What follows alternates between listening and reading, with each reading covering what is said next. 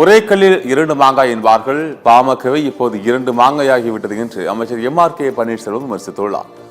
தருமபுரி அரசு மருத்துவக் கல்லூரியில் நடைபெற்ற பட்டமளிப்பு விழாவில் சுகாதாரத்துறை அமைச்சர் மா. சுப்பிரமணியன் கலந்து கொண்டு மாணவர்களுக்கு பட்டம் வழங்கினார்.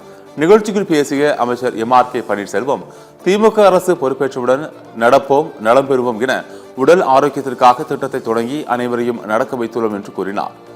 தருமபுரி சட்டமன்ற உறுப்பினர் கூட தாங்கள் தொடங்கிய திட்டத்தில் நடக்கிறார், மக்களை சந்திக்கிறார் என்று அவர் தெரிவித்தார். ஒரே கல்லில் இரண்டு மாங்காய் என்பார்கள். பாமகவை இப்போது இரண்டு மாங்காயாகிவிட்டது என்று பாமக எம்எல்ஏக்கள் முன்னிலையில் அமைச்சர் எம்.ஆர்.கே. பன்னீர்செல்வம் கிண்டலாக பேசினார். மக்களை அவர் ஒரு கல்ல ரெண்டு மூணு மாங்காய், இப்ப ரெண்டு மாங்காய்